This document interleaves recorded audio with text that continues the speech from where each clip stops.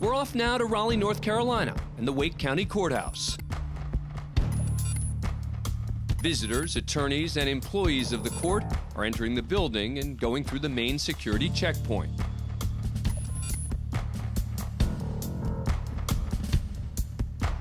Watch closely as this man picks up his personal belongings from the container. Whoops. He has no idea he just dropped his wallet, and now he heads to the elevators. It's not until he attempts to pay a court research fee on another floor that he realizes his wallet is missing. Inside is $1,600 in cash. Fortunately for him, someone returns the wallet to another security checkpoint in the building later that day. Unfortunately for him, it's missing the cash. So security does some sleuthing.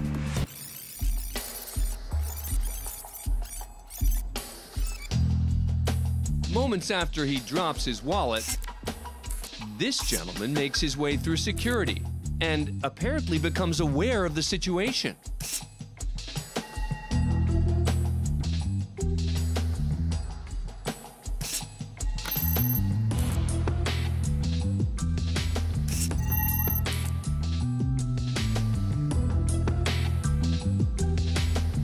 He and the wallet head to the elevators, just missing the wallet's owner. It looks like he's checking out the contents.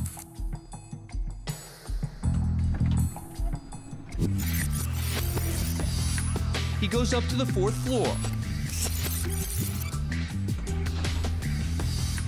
A short time later, he's back in an elevator. You can see what looks like the wallet here in his folder. He gets off on the 1st floor and turns the wallet into security, minus the cash. He tells them he found the wallet in a bathroom. Security's able to track him down and arrest him in court. What was he doing in court? Defending someone, because he is a defense attorney. He's convicted of misdemeanor larceny, and as a result, he's disbarred, fired from his job, no longer allowed to practice law in the state of North Carolina. Arrangements are made to pay back the $1,600 to its rightful owner. Next, we go to a child custody hearing in Las Vegas, Nevada. The plaintiff is Shelby Bachman, and the defendant, Jonathan King. The couple are arguing over visitation rights for their 2-year-old son, Joseph. The issue is King's unpredictable work schedule. The attorneys are Don Procopius, and for the defense, Machancy Kramer. Because my client is a UPS driver, his schedule, though, is not a set schedule. It varies. So he has to keep her notified of when his schedule is changing so that she's aware of pickup. She has told him now if he's more than half an hour late, he forfeits his entire weekend and can't see the kid. Has Joseph gone weekends that he would have expected to see his father without seeing his father? He has not missed one weekend. Not one. The threat was made. Not I didn't one. ask you if the threat was made. I asked if it happened. You led me to believe that it was happening. No. My client has worked with him at times that it was till Saturday morning that he picked up. There is a problem here. After hearing from both sides, Judge Sandra Pomerantz points to the lack of cooperation between the parents. What I see here is parties not being creative. But these two need to be adult enough to say, okay, this happened, where do we go from here? But, Your Honor, and I agree with you. And so what she's done is on these times where she's worked with him, but then I think it was within the last 2 weekends. I thought you said you agreed with me. I do agree with you. Okay, so listen to me. You're going to be done with this case when this case is over and these parties are divorced. They'll never be done with this case. Okay? So rather than complaining to me, it's a discussion with Mr. Procopius being creative. It appears the judge has struck a nerve with the defense. My client has come up with all kinds of solutions, Your Honor, and it comes down to what Mom wants is what Mom is going to demand. Okay, I don't buy that. Well, Your Honor, that's how it is. What I'm telling you is, have you discussed this issue with Mr. Procopius? Yes, I have in the hallway. Okay. And has it been a matter of making demands or saying, what are we going to do? No, it's a matter of calling my client Things begin to get personal, and the judge has a few words for Kramer. I do have experience with you using inappropriate language. And you know that I would admit it if I had done it. And if I was going to do it, I would have done it to her face. You know what? You want to be a sailor, fine. Go be a sailor in your private life. But don't be a sailor in my court or in my cases. I didn't. Again, I don't judge people with sailor language because I use a little sailor language, but only in my private life, not in my courtroom, not to a litigant, not to an attorney. I don't do that because that's not professional. And ma'am, I warn you, one of these days, the State Bar is going to catch up to that. Because if you read the rules, there is an ethical rule about fairness to opposing counsel. I know that there are also rules about treating people equally without regard to race, ethnicity, or gender. I find it highly objectionable that anyone complains about my language because I know all kinds of male attorneys who have no problem picking up the phone and screaming cuss words at me. So if I am outside there where my First Amendment rights are in full effect, I will say what I choose to say when I choose to say it, and that is my right in this country. Are you done? But after a few minutes of civility, the counselor starts up again. We've spent, 5-10 minutes talking about nothing that is relevant to this case because I, as a female attorney, am being chastised over language that men feel free to use every single day, and they do. You are giving me a headache because you're yelling, and I don't like having a headache. Well, I'm being attacked, Your Honor. No, you're not. Sit down, counsel. I'm done hearing from you.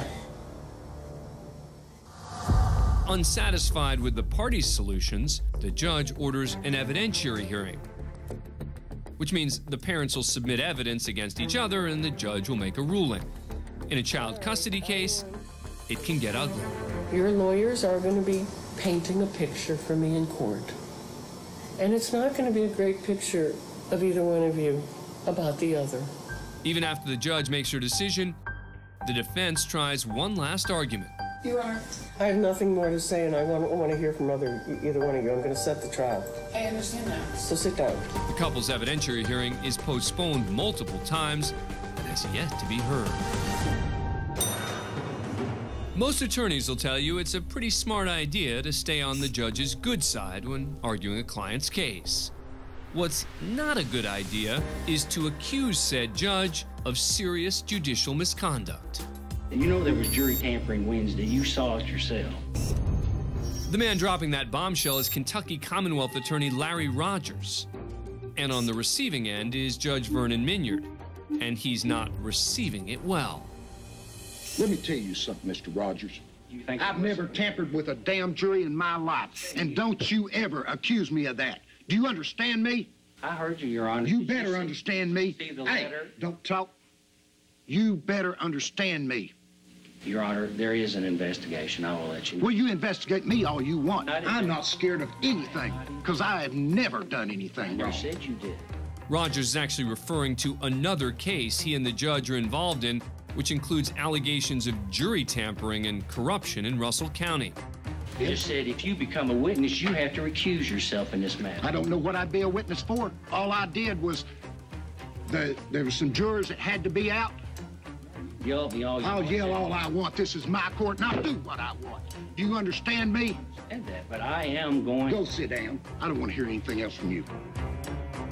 Turns out the allegations had no merit, and Rogers himself would later be accused of prosecutorial misconduct in several cases, though those claims would also be dismissed. This is my court, and I'll do what I want. Next, we're in Denver, Colorado, for the deposition of attorney Robert Abrams. Abrams' firm was added as a defendant alongside their client in a lawsuit between two former business partners and are being sued for fraud, conspiracy, and aiding and abetting a criminal by the plaintiff. Good morning, Mr. Abrams. Do you understand why you've been asked to give your deposition today? No. To say tensions are high in the room would be an understatement. Asking the questions off camera is the plaintiff's lawyer, Tom Werge. And on the other side of the table is Abrams' lawyer, Neil Sullenberger. Are you aware that your firm, Abrams & Associates, is a defendant in a lawsuit that's going to trial next month. Yes. Have you had your deposition taken before? I think so. When have you had your deposition taken before? I don't recall. How many times? I don't recall. You're sitting here today under oath. You have no idea whether you've been deposed before? I've answered that question. Object to form. Move on. Object to form is a quick way to object during a deposition and, in effect, ask the attorney to clarify the question. Have you been deposed Object to form. Object to form. Move to certify the question. If you feel that I haven't answered, then you can move for a sanction. We're going to go ahead and stop the deposition at this point and dial the special master. Good morning. Yes, we are in the middle of a deposition this morning. But when the special master isn't available, plaintiff's attorney Tom Werge asks the same question again. Mr. Abrams, have you had your deposition taken before? And gets the same answer. Object to form. Asked and answered. Move on. You need to answer the question. The question was answered. Excuse me. Have her read it back. Yep. Mr. Abrams, this is not your deposition. Please don't harass me. No, I'm not harassing you. We're going to move for sanctions I'm against asking you to, if you're not answer going the to question. allow He just her... answered the question. As the heated back and forth continues, Abrams, who is a witness, begins making his own objections, which a witness is not allowed to do during a deposition. I'm going to raise, move to strike, find it objectionable, and then move for sanctions for harassment under Rule 30D. You can look it up if you don't know it. Mr. Abrams, I feel quite confident that if any sanctions are entered in this matter, it's going to be against you. Object to form. For continuing to obstruct and not answer any of my questions. Object to You form. cannot object. I just did. You cannot. I just did. I'm a lawyer. I'm a licensed, unblemished member of the bar. Unblemished. If you laugh at me one more time, we're going to walk out. We're going to move for 30D3 sections. We're going to move for harassment sanctions against you right now. Things only get worse when the arguments take a personal turn. We're going to be here for a long time today if you do not answer my questions. I can't even get through my initial questions here because you are being so obstructionist. That's today. because you're a weak lawyer. You have us down here for fraud. Ask us fraud questions. Okay, let's ask a couple more questions. Mr. Abrams, what are the pills that you just took? Object to form. None of your business. Privilege. What are those other pills? Object to form. Object to privilege. None of your business. But I can tell you that if you took some of these, they would help get some of your weight off. I can tell you that. Oh, you're referring to when you called me fat when you walked in here. Object to form. If you want to raise your weight problem, Mr. Ward, with the jury and with the special master, please do. But we're not the ones that are sitting here in that condition. I am going to end this deposition now. Okay. Mr. Abrams, we're going to continue it while we seek intervention of the special master. Fine. It's clear that you are not here to answer any questions today. We are going to move for sanctions against you and your firm for your conduct during this deposition, and we will take that up with the special master. And we'll represent your conduct during this deposition. Please do. After reviewing the transcripts from the deposition, the special master issued an order for sanctions against Abram.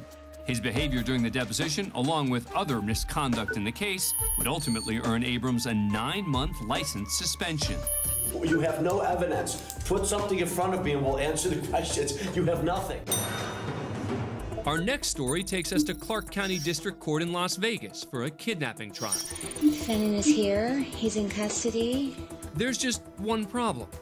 The defendant's lawyer is nowhere to be found. Can you check and see if he's going to join us? After a 90-minute delay, defense lawyer Joseph Caramango finally arrives in the courtroom. Judge, I was heading east on Sahara Drive, and I was rear-ended, and my car was undrivable. The person who hit me took off, and Hit and run. it was a hit and run, and here I am. I'm going to tell you, be honest with you, you don't look right this morning. That's why I'm concerned. Judge, my neck and my back is killing me, but I'm ready to go forward. You don't think you need medical attention? I think I do. I think I do, Your Honor. I may have suffered a concussion, Your Honor. Because you hit your head? Because of the whiplash, Your Honor. I've had multiple concussions before. You've had multiple concussions. Yes, Your Honor. but I feel like I can go forward. You know what? Can I just see everybody back in chambers?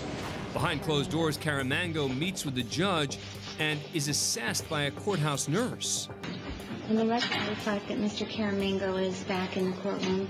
He has been tripped out by the nurse. Now, the nurse said you told her you got hit from behind and then you hit a car in front of you. Okay, you left that part out with us. Yeah, I did, Your Honor. So you also hit a car? So it was a double hit and run. I guess. The judge is becoming increasingly suspicious of Carano's story, and the prosecuting attorney isn't doing him any favors. My observations were observing him that there was clearly something wrong with him. I noticed he was slurring his speech. I noticed he seemed unsteady on his feet. And when actually Mr. Carano came back into the courtroom, he seemed very unsteady on his feet as he walked by and actually ran into our counsel table.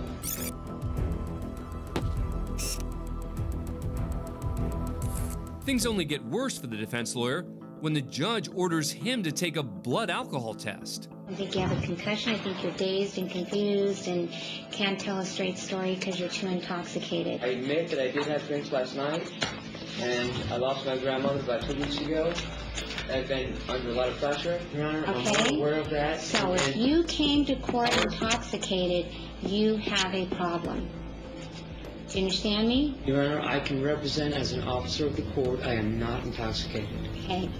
So just go ahead and blow. Let's get it over with. Go ahead, sir.